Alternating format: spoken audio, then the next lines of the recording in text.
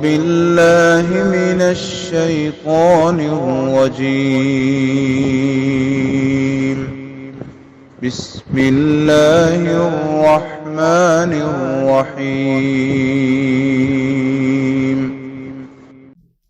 السلام علیکم ورحمۃ اللہ وبرکاتہ۔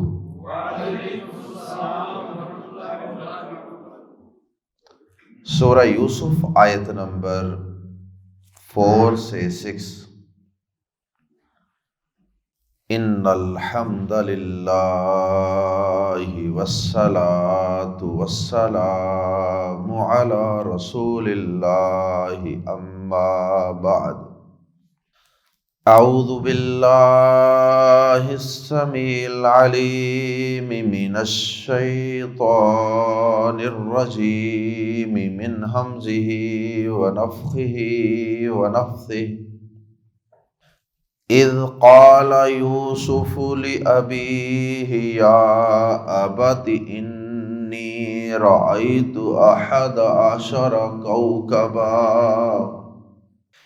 انی رأیت احد عشر کوکبا والشمس والقمر رأیتهم لی ساجدین۔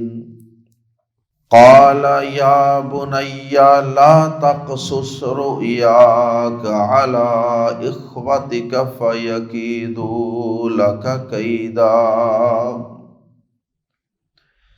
ان الشیطان للانسان عدو مبین۔ وَكَذَلِكَ يَجْتَبِيكَ رَبُّكَ وَيُعَلِّمُكَ مِن تَأْوِيلِ الْأَحَادِيثِ وَيُتِمُّ نِعْمَتَهُ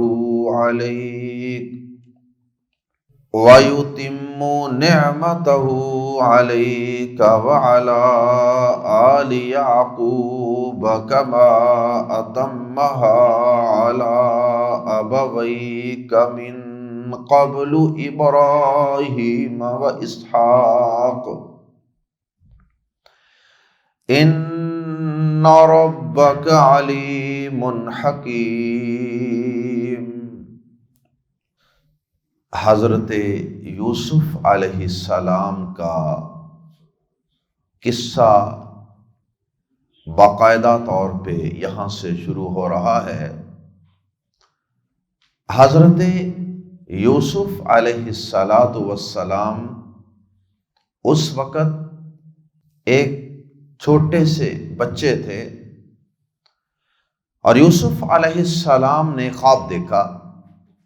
خواب دیکھنے کے بعد بچے نے وہ خواب اپنے والد گرامی حضرت یعقوب علیہ السلام کو سنا دیا۔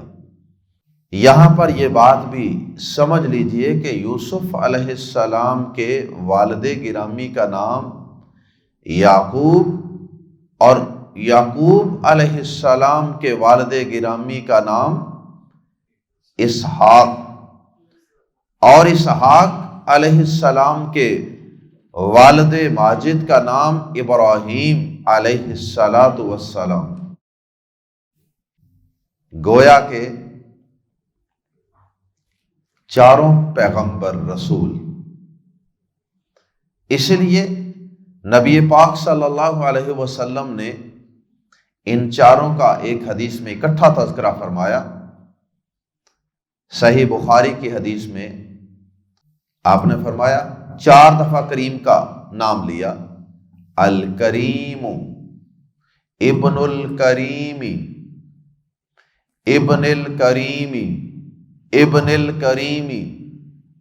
یوسف علیہ السلام کو بڑا معزز اور کریم قرار دیا، اور کہا کہ کریم، کریم کا بیٹا، اور وہ آگے کریم کا بیٹا، اور وہ آگے ایک معزز اور کریم کا بیٹا۔ اور پھر آپ نے خود ہی وضاحت فرما دی، یعنی یوسف بن یعقوب بن اسحاق بن ابراہیم۔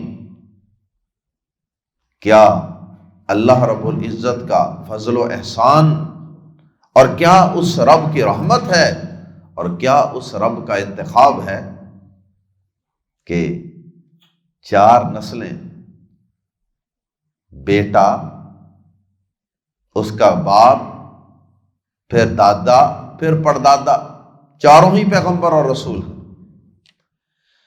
بہرحال حضرت یوسف علیہ السلام جب ابھی ایک چھوٹی عمر کے بچے تھے تو انہوں نے خواب دیکھا۔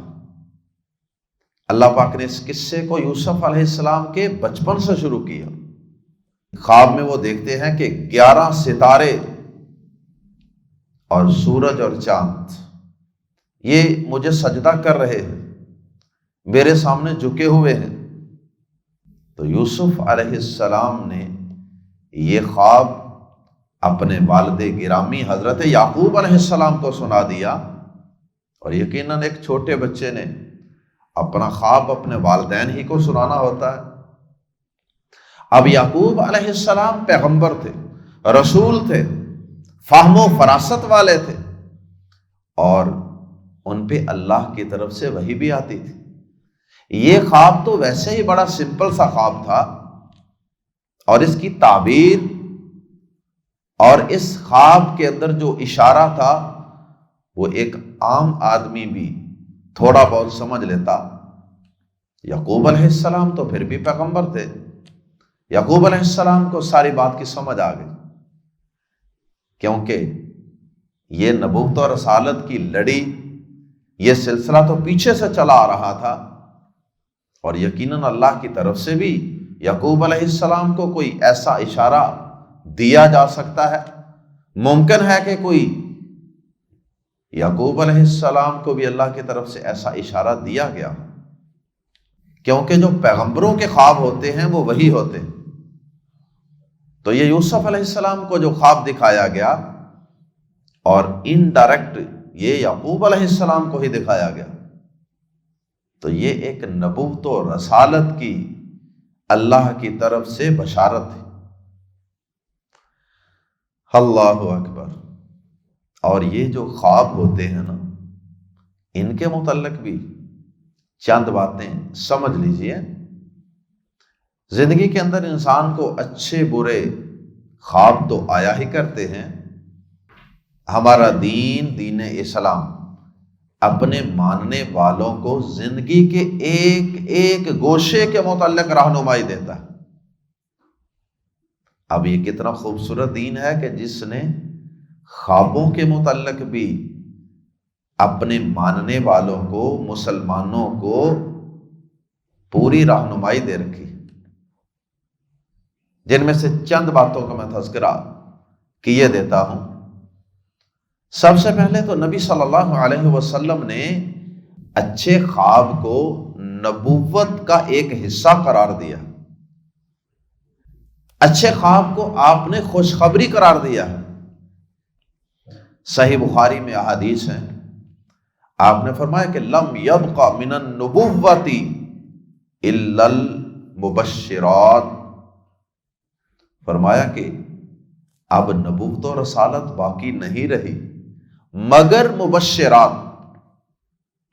پوچھا گیا اللہ کے نبی صلی اللہ علیہ وسلم، یہ مبشرات کیا ہیں، یہ خوشخبریاں کیا ہیں؟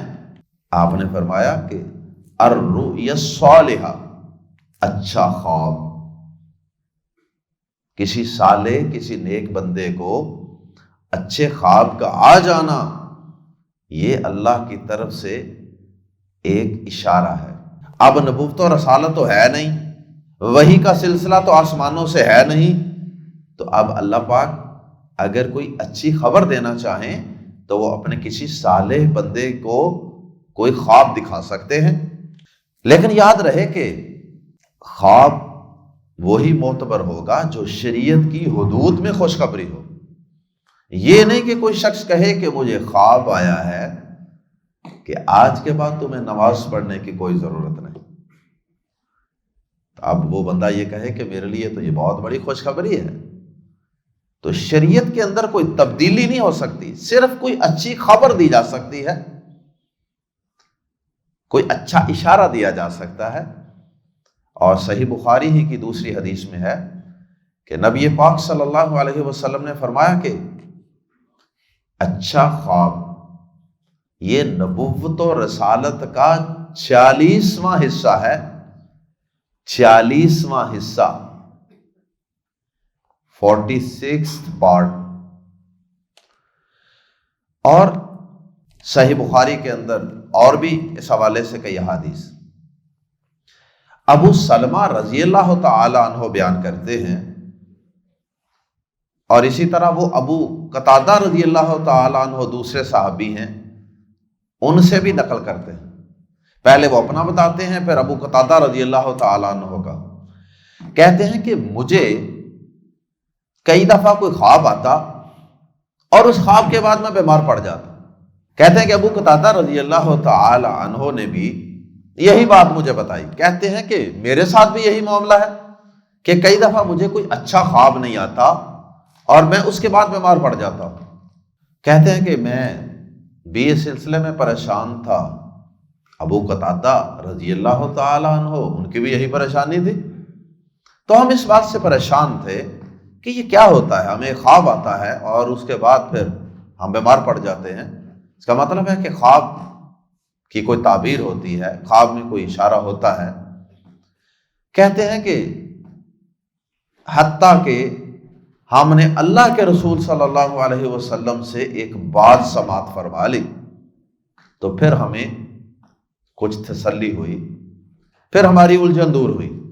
یعنی نبی صلی اللہ علیہ وسلم نے پھر رہنمائی دے دی خوابوں کے متعلق۔ کہتے ہیں کہ نبی صلی اللہ علیہ وسلم نے فرمایا کہ جب تم میں سے کسی کو اچھا خواب آئے تو وہ اس خواب کو نہ بیان کرے کسی کے سامنے مگر اس شخص کے سامنے جس سے اسے بڑی شدید محبت ہے، جس کے اوپر بڑا اعتماد ہے، جس کے ساتھ پیار محبت کا اور اعتماد کا ریلیشن ہے، صرف اس شخص کو اچھا خواب سنانا ہے۔ اور یہاں اس واقعے کے اندر بھی یوسف علیہ السلام کو حضرت یعقوب علیہ السلام نے بھی یہی نصیحت کی ہے کہ یہ خواب اپنے بھائیوں کو نہیں سنانا، کیونکہ وہ بھائی سوتیلے بھائی تھے، تو سگے بھائی بھی ہوں، حقیقی بھائی بھی ہوں، تو وہاں بھی شیطان حسد کی آگ بھڑکا دیتا ہے۔ بہرحال اس کی تفصیل بعد میں عرض کرتے ہیں۔ تو کہتے ہیں کہ نبی صلی اللہ علیہ وسلم نے فرمایا کہ اچھا خواب آئے تو ہر ایرے وغیرہ کو نہیں سنانا، کیونکہ شیطان اس کے اندر حسد پیدا کرے گا۔ صرف اسے سنانا ہے جو آپ سے محبت کرتا ہے، آپ اس سے محبت کرتے ہیں۔ اور پھر آپ نے فرمایا کہ اسی طرح اگر کسی کو برا خواب آئے تو فرمایا کہ وہ برا خواب کسی کو نہ سنائے، کسی کو بھی نہ سنائے۔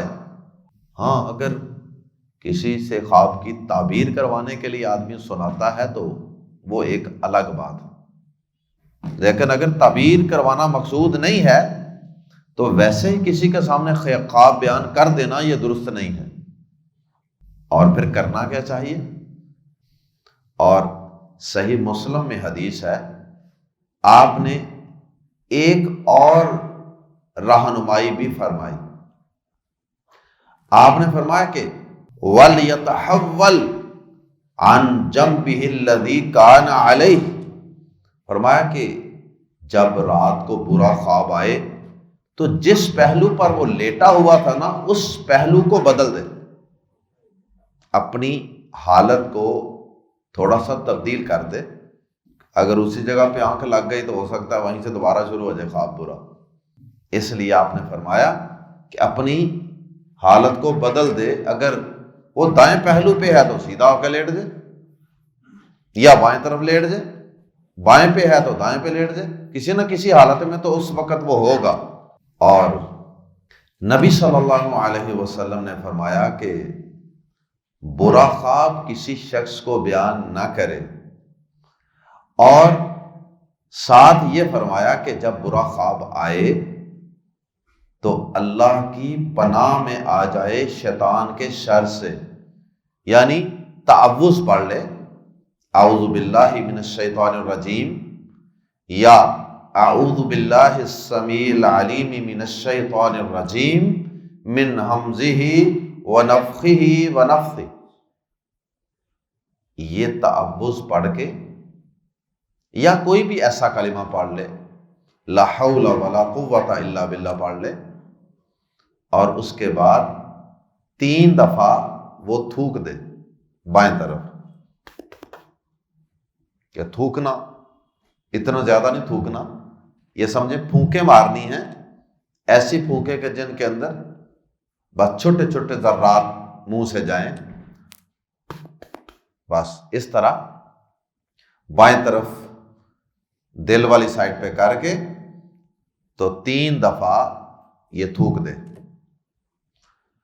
اور صحیح مسلم کی حدیث کے مطابق نبی صلی اللہ علیہ وسلم نے فرمایا وَلْيَتَحَوَّلْ عَنْ جَنْبِهِ الَّذِي كَانَ عَلَيْهِ، اور اپنے اس پہلو کو بدل دے جس پہلو پر پہلے تھا۔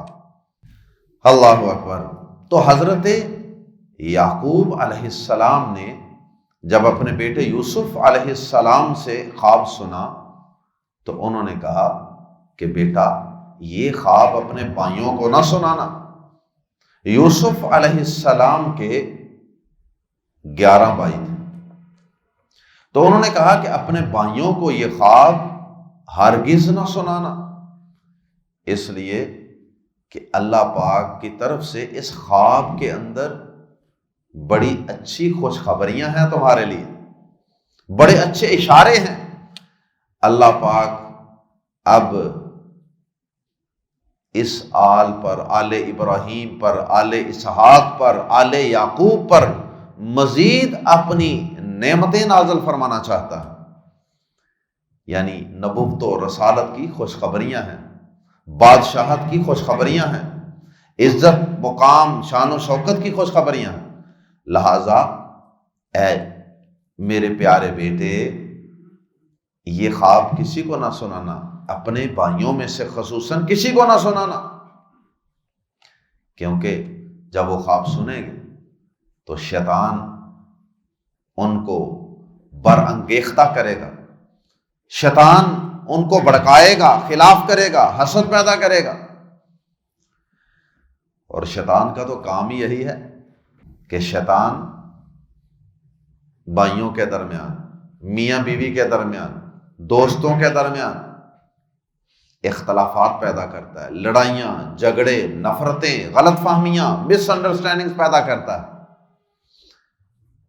اور ہمارے پیارے نبی پاک صلی اللہ علیہ وسلم کا بھی یہی فرمان ہے کہ اگر کوئی اچھی خبر ہو،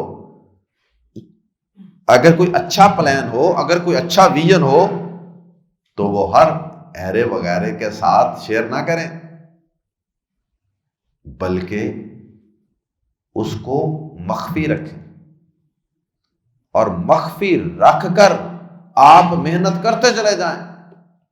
کہتے ہیں نا کہ اگر آپ کچھ کرنا چاہتے ہیں تو اتنا خاموش رہ کر آپ محنت کریں اپنے ویژن کو، اپنے آبجیکٹیوز کو پانے کے لیے، کہ آپ کی خاموشیاں اور آپ کی کامیابیاں ہر طرف شور مچا دیں۔ یعنی عمل جب کریں گے وہ وقت آئے گا تو لوگوں کو خود ہی پتہ چل جائے گا۔ جب آپ پہلے ہی کسی چیز کو ایکسپوز کر دیتے ہیں نا تو پھر کئی حاسد کھڑے ہو جاتے ہیں، کئی مخالف کھڑے ہو جاتے ہیں۔ اس لیے پیارے پیغمبر جناب محمد الرسول اللہ صلی اللہ علیہ وسلم کا یہ فرمان گرامی ہے، السلسلۃ الصحیحہ کے اندر یہ حدیث، آپ نے فرمایا کہ اپنی حاجتوں کو کامیاب کرنے کے لیے، جو تمہاری حاجات ہیں، جو تمہارے اہداف ہیں، فرمایا کہ ان کو کامیاب کرنے میں چھپانے سے مدد لو۔ کیا مطلب؟ کہ چپ چپیتے وہ کام کرو، شور ڈالنے کی ضرورت نہیں ہے، ایرے وغیرہ کو بتانے کی ضرورت نہیں ہے کہ کہیں وہ حسد کرنا نہ شروع ہو جائیں۔ اور شیطان کا تو کام ہی یہ ہے کہ وہ نفرتیں، حسد پیدا کرتا ہے۔ اور نبی صلی اللہ علیہ وسلم نے مزید اس حدیث کے آخر میں فرمایا فَإِنَّ كُلَّ ذِي نِعْمَةٍ مَحْسُودٌ، اس لیے کہ ہر نعمت والا، ہر وہ شخص جسے نعمت ملتی ہے نا، اس پر حسد بھی کیا جاتا ہے۔ تو اس لیے اپنے حاسدوں کے شر سے بچنے کے لیے آپ آخری کل بھی پڑھیں، من شر حاسد اذا حسد بھی پڑھیں، آپ تعوذ بھی پڑھیں، اعوذ باللہ بھی پڑھیں، اللہ کی پناہ میں بھی آئیں، لیکن ساتھ حکمت عملی اور تدبیر بھی اختیار کریں کہ وہ ہر ایک کو بتاتے نہ پھریں، ورنہ شیطان پھر اپنا کام کرے گا۔ اور جانتے ہیں نا، شیطان کو اپنا وہ کارندہ سب سے زیادہ محبوب اور پیارا ہوتا ہے جو آ کر اپنے بڑے شیطان کو یہ رپورٹ دیتا ہے کہ جناب آج میں اتنی محنت کر کے آیا ہوں کہ میں نے آج میاں بیوی کے درمیان جدائی ڈال دی ہے۔ تو یہ شیطان کسی شخص سے غیبت کروا کے، کسی شخص کی نماز چھڑوا کے، کسی سے گناہ کروا کے بھی خوش ہوتا ہے، لیکن جتنا خوش وہ دو مسلمانوں کے درمیان، دو بھائیوں کے درمیان، بھائی بہن کے درمیان، میاں بیوی کے درمیان، والدین اولاد کے درمیان جدائی اور نفرت ڈلوا کر خوش ہوتا ہے نا، اتنا وہ کسی اور چیز سے خوش نہیں ہوتا۔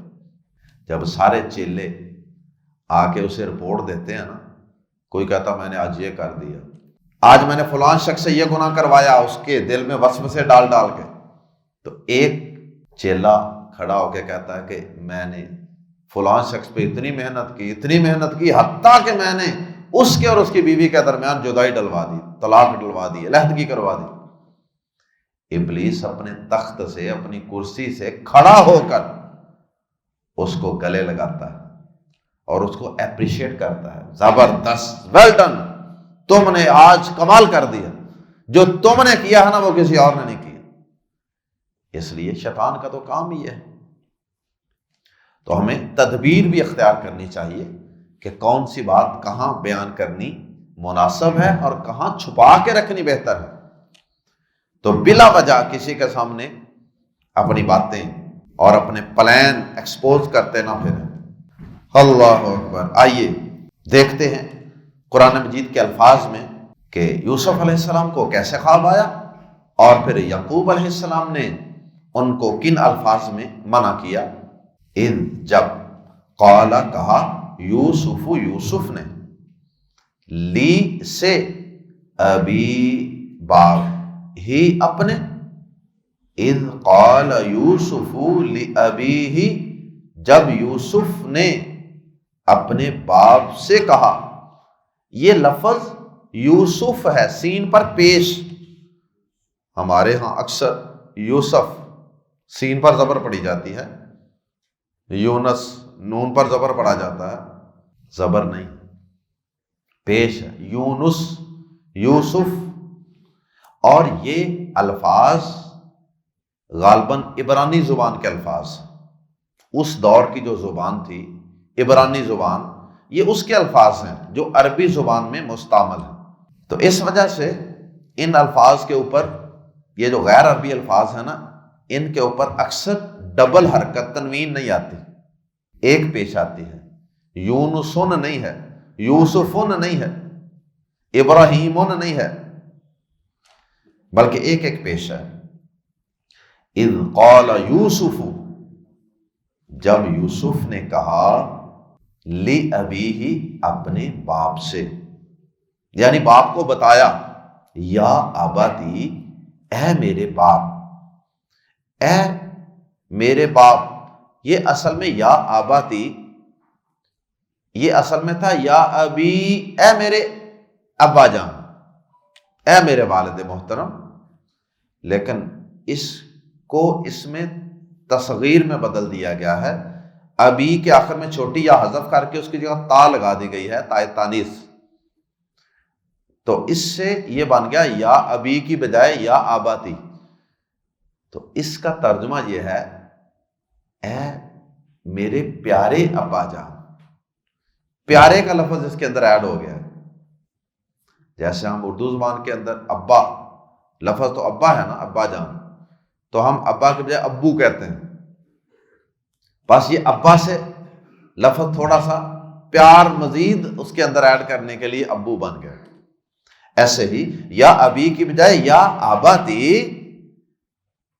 اے میرے پیارے ابا جان، ابو جی، انی بے شک میں نے، رأیتو میں نے دیکھا ہے، انی کے اندر بھی میں، رأیتو کے اندر بھی میں کا لفظ موجود، انی رأیتو بے شک میں نے دیکھا ہے، احد ایک، عشرہ 10، یہ ہو گئے 11، احد عشرہ 11، کوکبن ستاروں کو، والشمس والقمر اور سورج اور چاند کو، رأیتو میں دیکھتا ہوں، ہم انہیں، لی میرے لیے، ساجدین وہ سجدہ کرنے والے ہیں، لی ساجدین کہ مجھے سجدہ کرنے والے ہیں۔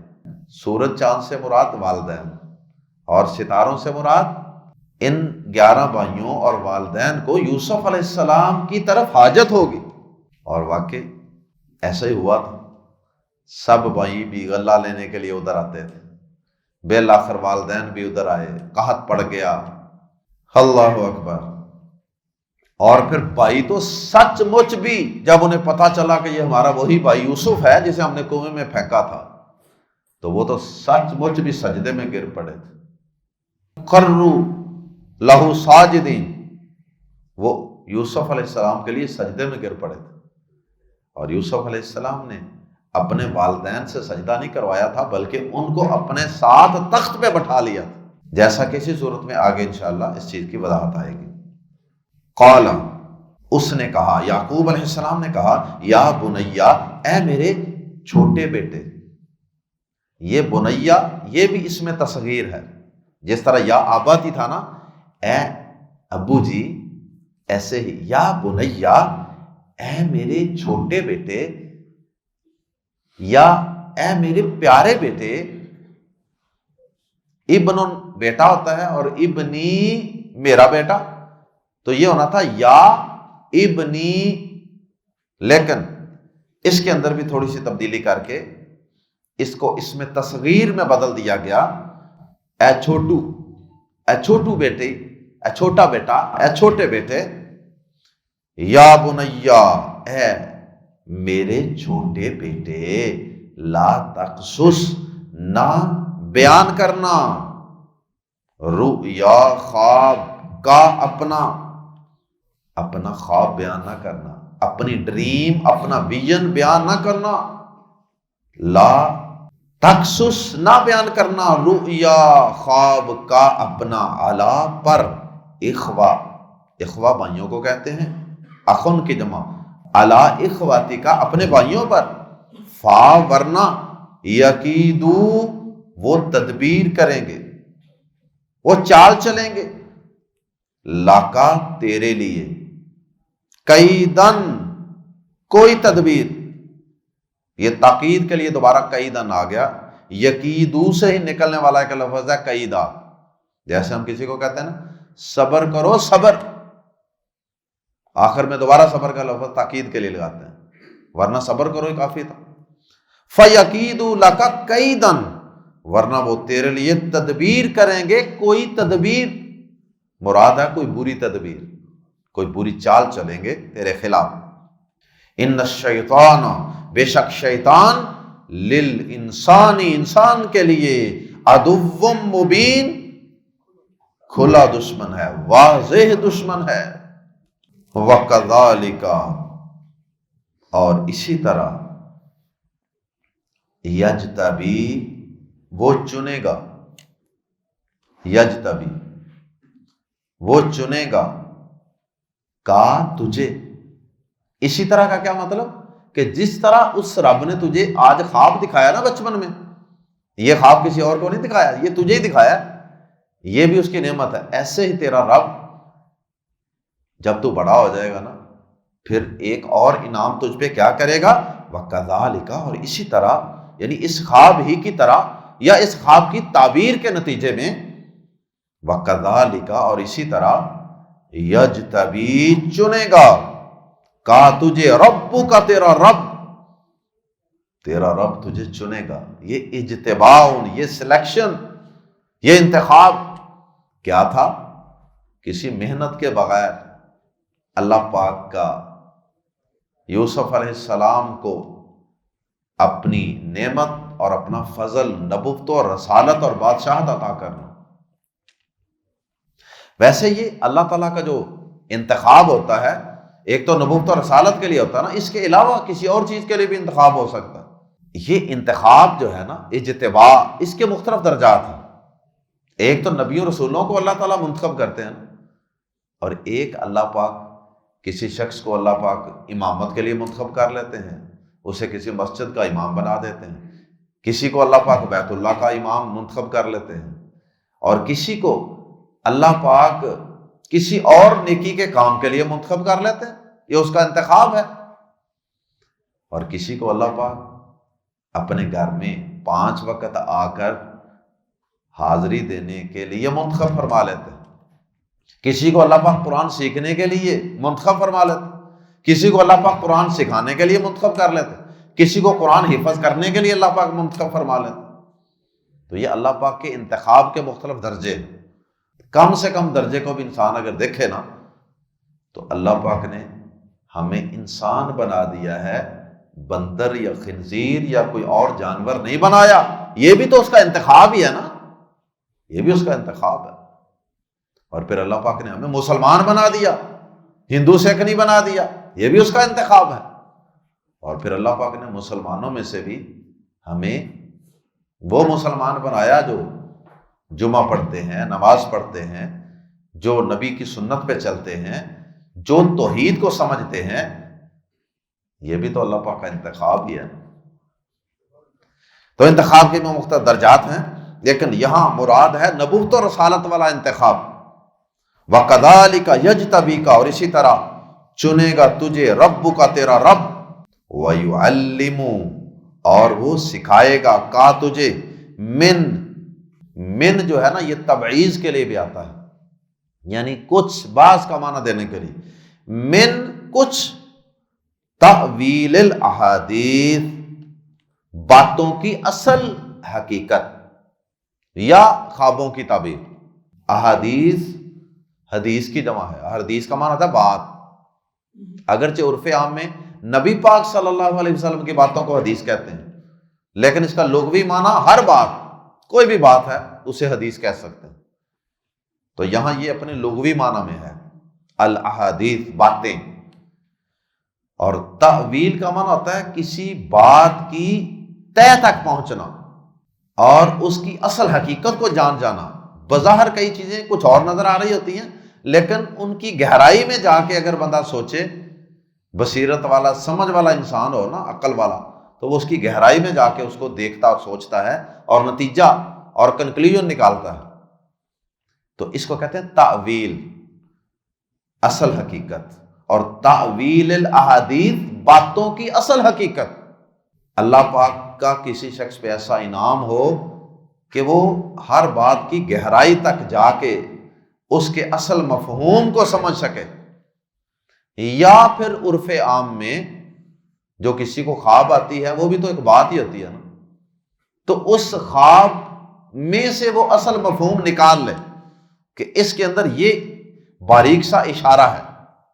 تو اس کے 2 معنی ہو گئے تأویل الاحادیث. عام باتیں جو لوگوں کی ہوتی ہیں، ان میں بھی کوئی انسان عقل مندی سے، سمجھداری سے بات کی تہ تک پہنچ جائے، یہ بھی تأویل الاحادیث سے مراد ہے. اور کوئی سوئے ہوئے کوئی خواب دیکھے، کوئی ڈریم دیکھے، اور وہ انسان اس کو سن کر اس خواب کی تہ تک پہنچ جائے، یہ بھی تأویل الاحادیث ہے. خوابوں کی تعبیر، خوابوں کی حقیقت. تو انہوں نے کہا وَيُعَلِّمُ اور وہ سکھائے گا کا تجھے من کچھ تأویل الاحادیث باتوں کی اصل حقیقت. اور وہ تجھے باتوں کی اصل حقیقت میں سے کچھ سکھائے گا. سارا علم نہیں اللہ پاک نے کسی کو بھی دیا نا. کچھ سکھائے گا، اور وہ کچھ علم جو تھا وہ بھی انسانوں کے لحاظ سے بہت زیادہ تھا، اللہ کے لحاظ سے تو وہ کچھ بھی نہیں تھا۔ وَيُتِمُّ، اور وہ پورا کرے گا، تم یتم پورا کرنا، تمام شد، وَيُتِمُّ، اور وہ پورا کرے گا یا پوری کرے گا، نعمتہ، اپنی نعمت، علیک، تجھ پر، وَعَلَىٰ آلِ یعقوب، اور آل یعقوب پر، کما، جیسے، نعمت سے مراد یہاں نبوت، کما، جیسے، اتما، اس نے پورا کیا تھا، ہاں اس نعمت کو، علی ابویک، تیرے دونوں باپوں پر، ابوی یہ تثنیہ ہے، تیرے دونوں باپوں پر، اور ان کا آگے نام بھی لے لیا، من قبل، اس سے پہلے، ابراہیم و اسحاق، ابراہیم اور اسحاق پر، دو باپ تو نہیں ہوتے نا کہ دادا اور پردادا یہاں مراد ہے، باپ، دادا، پردادا یہ سب باپ ہی ہوتے ہیں۔ تو یعقوب علیہ السلام نے کہا کہ جیسے وہ پورا کر چکا ہے اپنی نعمت کو تیرے دونوں باپوں پر، یعنی ابراہیم اور اسحاق پر، یا تیرے دونوں باپ دادا، تیرے دونوں باپ دادا، حالانکہ یہ باپ دادا بھی نہیں ہے، یہ دادا پر دادا ہے۔ تو یعقوب علیہ السلام نے شاید عاجزی کے لیے اپنا نام نہیں لیا، حالانکہ یعقوب علیہ السلام پہ بھی تو اللہ پاک یہ نعمت تمام کر چکا تھا نا، وہ بھی نبی تھے، اپنا نام نے لیا، اپنے باپ اور اپنے دادے کا نام لے لیا، کہ جیسے تیرا رب تیرے دادا پر دادا پر اپنی نعمت تمام کر چکا ہے نا، ایسے ہی اللہ پاک تجھ پر بھی اپنی نعمت تمام کرنا چاہتا ہے، اور کرنے والا ہے اور کرے گا۔ ان ربک، بے شک تیرا رب، علیم، سب کچھ جاننے والا ہے، حکیم، کمال حکمت والا ہے، اسے سب پتا ہے کہ کون اس نبوت و رسالت کا حقدار ہے، اور کس کا انتخاب کرنا ہے، اور کس کو منتخب کرنا زیادہ حکمت والا ہے۔ تو وہ علم بھی رکھتا ہے اور دانائی اور حکمت بھی رکھتا ہے، اس لیے وہ جس کو منتخب فرماتا ہے صحیح منتخب فرماتا ہے۔ اور پھر اللہ پاک نے اس آل پہ دیکھیں کتنی اپنی مزید رحمت فرمائی، قیامت تک آنے والے لوگوں کو نماز پڑھنے کا حکم دیا، اور نماز کے آخر میں اتحیات کے بعد درود ابراہیمی پڑھنے کا حکم دیا، اور اس کے اندر یہ الفاظ سکھا دیے، اللہم صلی علی محمد وعلی آل محمد، اور کما صلیت علی ابراہیم وعلی آل ابراہیم، جس طرح یا اللہ تو نے رحمت نازل فرمائی تھی نا ابراہیم علیہ السلام پر اور ابراہیم علیہ السلام کی آل پر، ویسے ہی تو اپنے بندے محمد صلی اللہ علیہ وسلم پر بھی اپنی رحمتیں اور برکتیں نازل فرما۔ تو ابراہیم علیہ السلام کی آل پہ جو رحمتیں ہوئی تھیں، رحمتوں کا نزول ہوا تھا، ان میں ابراہیم علیہ السلام، اسحاق علیہ السلام، یعقوب علیہ السلام، یوسف علیہ السلام، یہ سب شامل ہیں۔ اللہ پاک ہمیں ان انبیاء کرام کے نقش قدم پہ چلنے کی توفیق عطا فرمائے۔ سبحانک اللہم و بحمدک، اشہد ان لا الہ الا انت، استغفرک و اتوب الیک۔